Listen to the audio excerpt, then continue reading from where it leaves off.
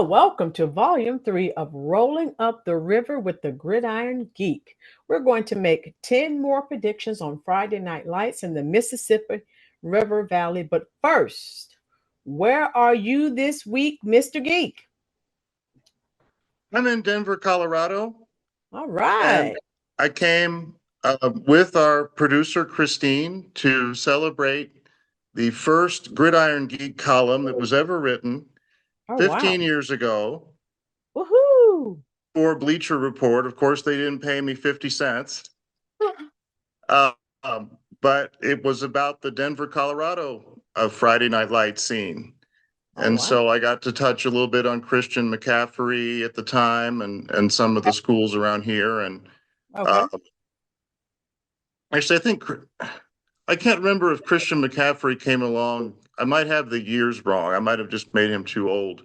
Anyway, but I know that I lived in Denver for a time and was interested in the Friday Night Lights here and never really got to go see too much. But Okay. that was my first ever, I guess, football story on the internet was an article about Denver's teams.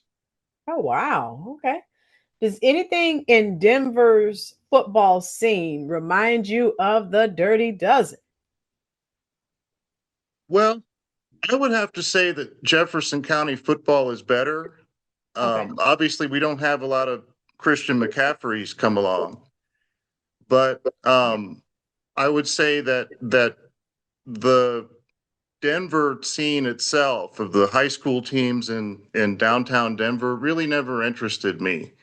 Okay. Very generic. They all do the same thing, line up like a typical college Yeah. formation. Quarterback claps his hands, lifts his knee, and he leans over with the running back. Same old thing. I know And thing. for whatever reason, I guess maybe so many private schools or so many people that wanted to be Valor Christian, like Right. Christian McCaffrey's team, everybody just kind of fell into that.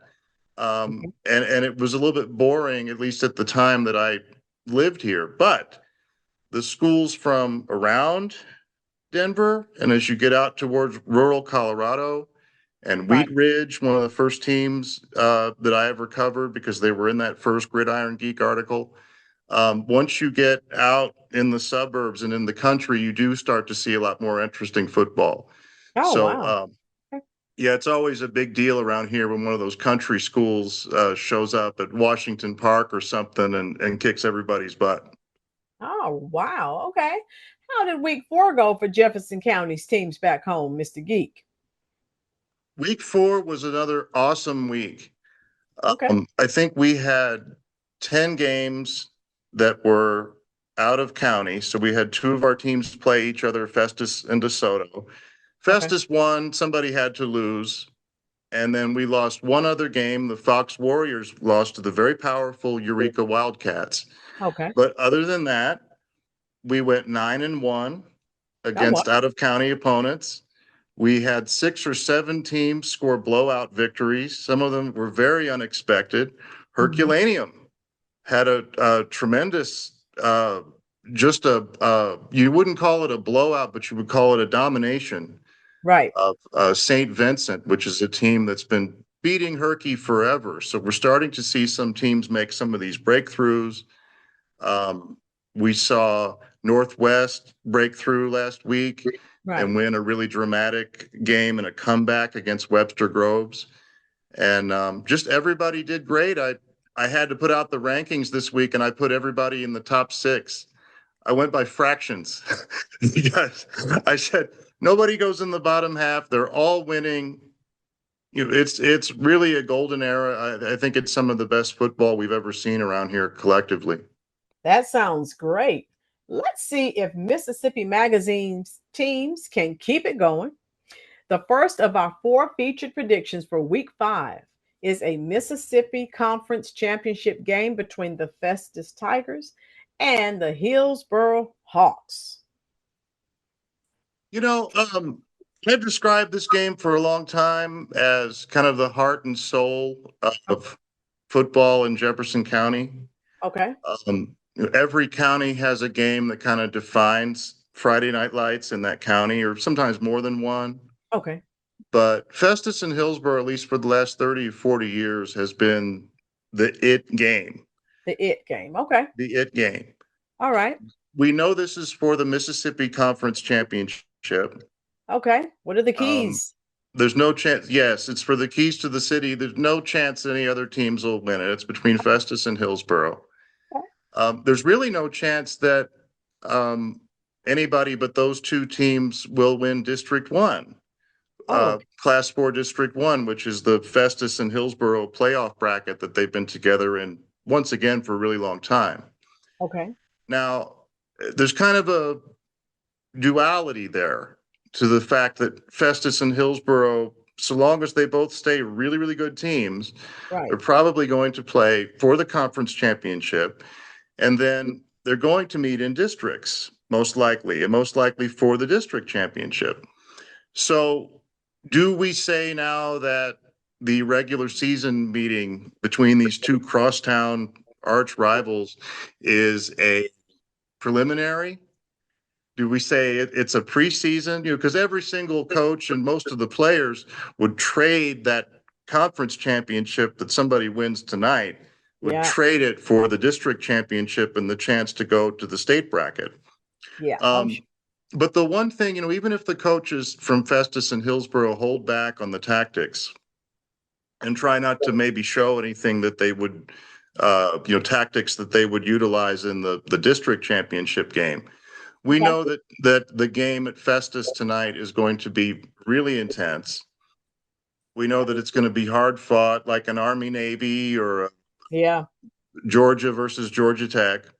Okay. Um, I've even talked to students before that were thinking about maybe quitting sports and they couldn't get really into the sports. And I don't know if I'm going to play this year. And you bring up the Festus, and if they're from Festus or Hillsborough, you bring up that rivalry to them, and their eyes light up. Oh, play Oh, Festus, play Hillsborough. You see their ears come up. Oh, I'll get them. Suddenly yeah. their passion comes out. Oh, yeah. So it'll be a really intense game. I think that this is going to be a little bit closer than Okay. maybe some people expected when Festus started so hot and Hillsborough had the big lopsided loss to St. Louis U High.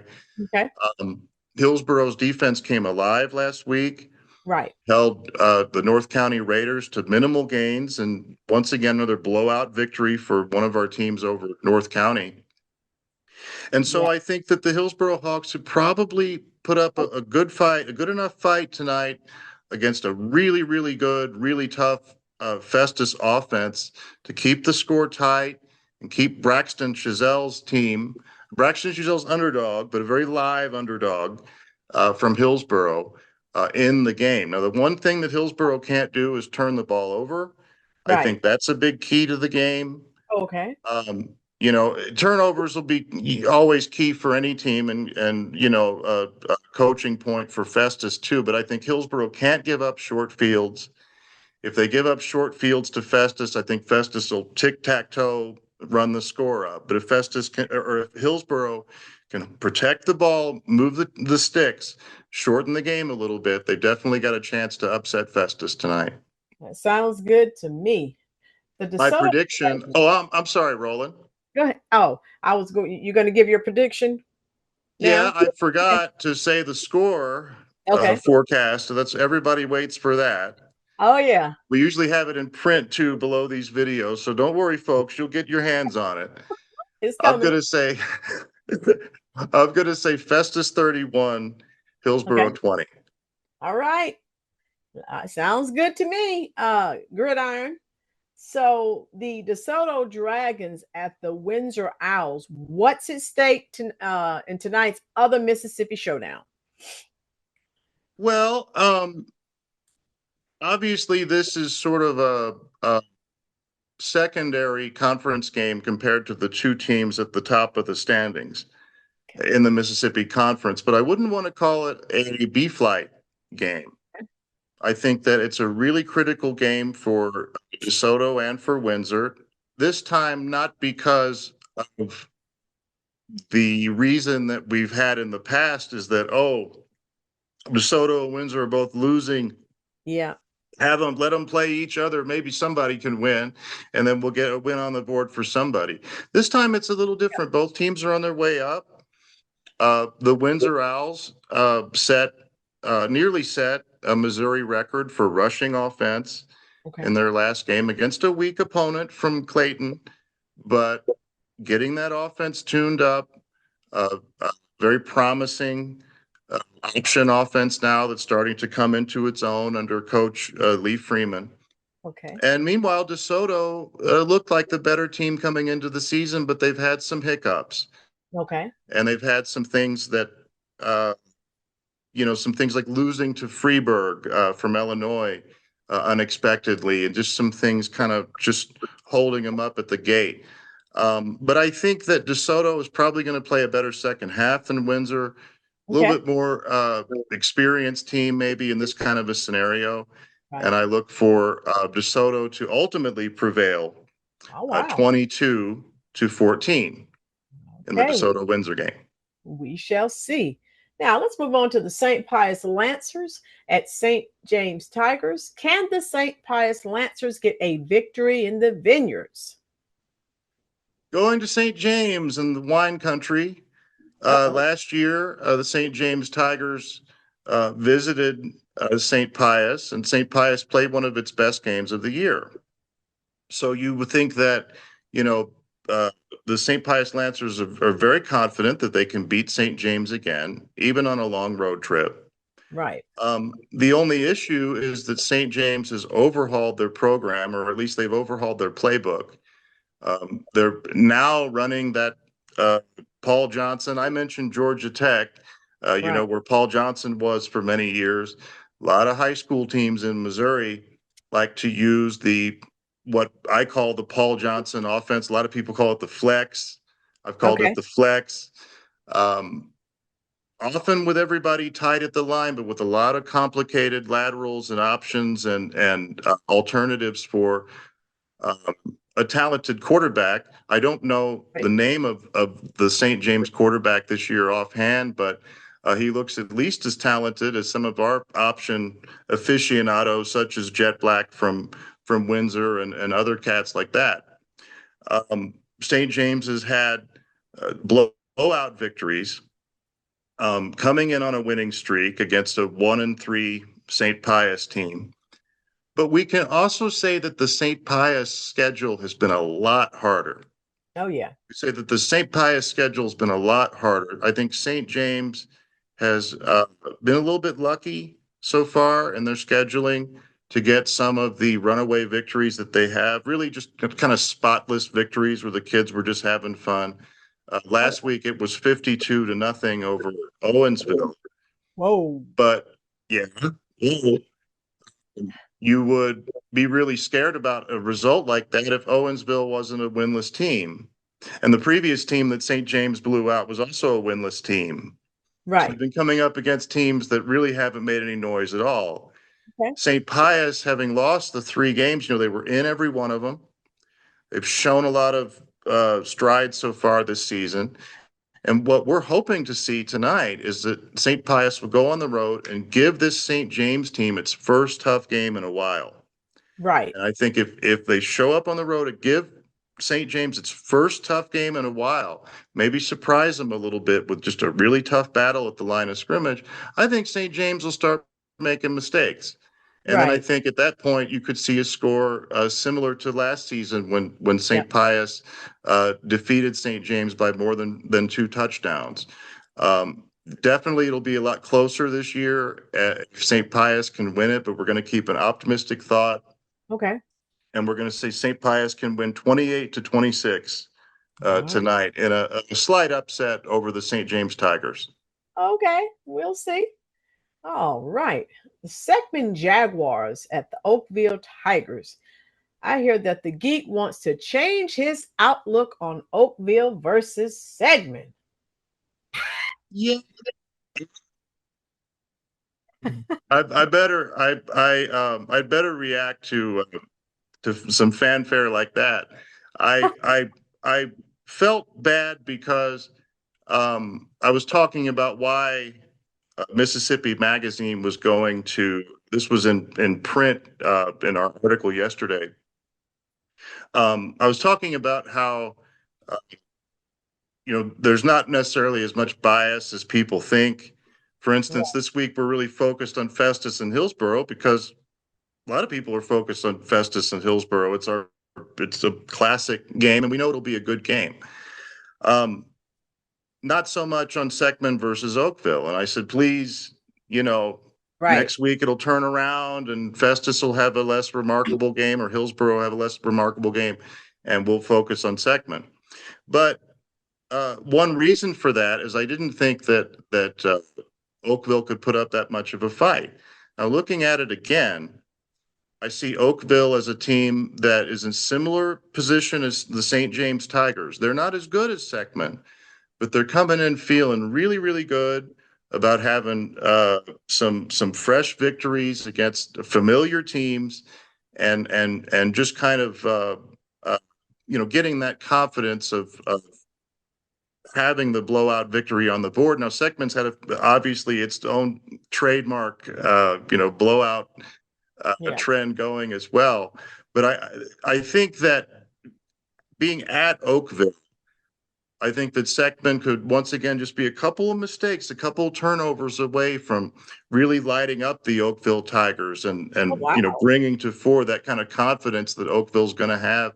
Just once again, after maybe lucking out in the schedule a little bit and being a confident team in midseason.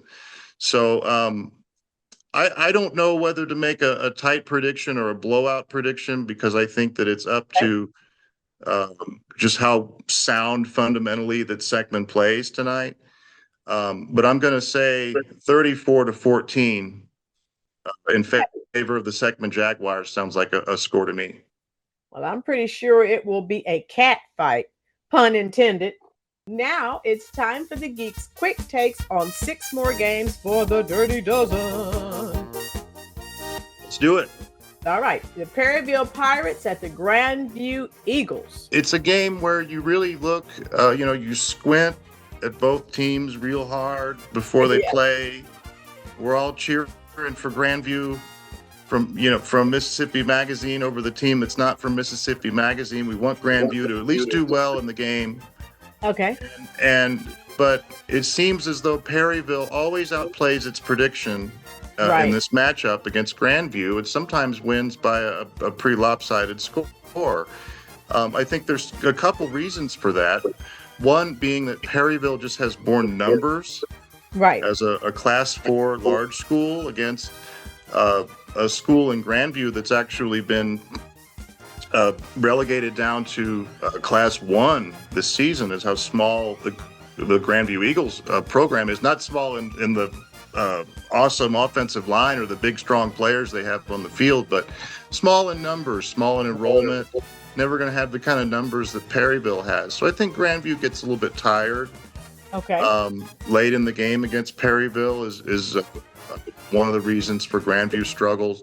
I think Grandview needs to shorten the game. Play, get Wyatt Kime, hopefully Isaac Walker, another good running back, come back from injury this week, and shorten the game, control the ball, and make it less snaps for both teams so that they're not too tired at the end. And I think if they do that, they could play a lot stronger game against Perryville. We're going to say Perryville wins this one tonight, 26-14 over Grandview. All right. Sounds good to me. All right, the Jefferson Blue Jays at the Bayless Broncos. Well, it is the Broncos. Broncos. Everybody in Missouri has to make that mistake at least once. Now you are initiated, because everybody's looked at the Bayless Broncos nickname and said, Bronchos? Yeah. Like nachos? But no, it's just, I don't know why they spell it that way, but it's just the Broncos.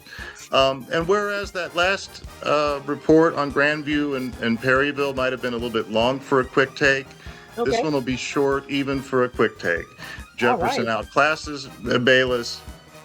And there's no chance of Bayless, I think, to even keep the mercy rule from coming into play in the fourth quarter tonight. So we're going to say Jefferson 54, Bayless 7. Okay. All right. The Rockwood Summit Falcons at the Fox Warriors. Very tough game to predict. Okay. We keep seeing these contests in which one team is at 3-1 or 4-0 because they've had such an easier schedule. Okay. Fox, we're getting to the point where we're looking at their schedule and saying, guys, we've got to do something about this. This is almost untenable for Fox to just run headlong into so many powerful opponents over and over again. The other suburban league teams in our county don't have to do it. So we're all wondering when Fox get a little bit more breathing room in the Warriors' schedule. For now, I think that they can trip Rockwood Summit, otherwise known as Fenton, a town that's kind of connected to Jefferson County. So Rockwood is one of our nearby teams. Okay. I think that they can trip Rockwood Summit, which should be a really, really tight game, and hopefully a 22-20 victory for the Fox Warriors. Once again, being optimistic, but I promise you a good game, and I promise you Fox can win it. Okay. We'll see. All right. The Cuba Wildcats at the Herculaneum Black Cats. Meow. Herculaneums of Meow with finally a happy turn in the schedule for an up-and-coming team after last week's dominating victory over St. Vincent. Okay. In which, frankly, St. Vincent kind of played the role that Herky usually did in all of St. Vincent's victories over Herky, and vice versa. It was just a total reversal of fortune. Herculaneum, the most surprising team in our county this year. And we think they're going to handle the Cuba Wildcats, who don't have quite as much to offer as they did last season. So we're going to say 42-14 in favor of the Black Cats. Okay. What about the Gateway Jaguars at the Crystal City Hornets? Buzz. Crystal City has buzzed its way out of a season opening slump. They did win in convincing fashion over a Class 4 team last week known as the Confluence Titans. Confluence, right, one of the weaker teams in Class 4, but it was a victory over a larger school, and it did get Crystal City on the right track. The problem this week is that once again, we're seeing just too many titanic challenges in Crystal City's schedule coming, not always back to back, but coming within the same month or within the same few weeks. Gateway is a Class 4 district champion. Gateway played Festus in the state playoffs last year. Oh, wow. Yeah. So now you've got Gateway, and Crystal's beat them before. Crystal doesn't have a losing record against Gateway, but Gateway has continued to come up and succeed and play closer and closer to really its ceiling of performance for a Class 4 charter school. And when a school with 1,200 kids in it starts to peak in football, they're just not a fair match for our Class 1 teams. Right. So tonight we're going to say the score is going to be something like Gateway 44 and Crystal City 12. Should be a blowout loss for Crystal City, but it's not a big deal so long as we can get through it without injuries. We don't want injuries for the Hornets. That's the important thing. Oh, okay. All right. Next, we have the Parkway South Patriots at the Northwest Lions. It has been a long time, or maybe never, since I was able to do a super duper quick take blowout prediction for the Northwest Lions.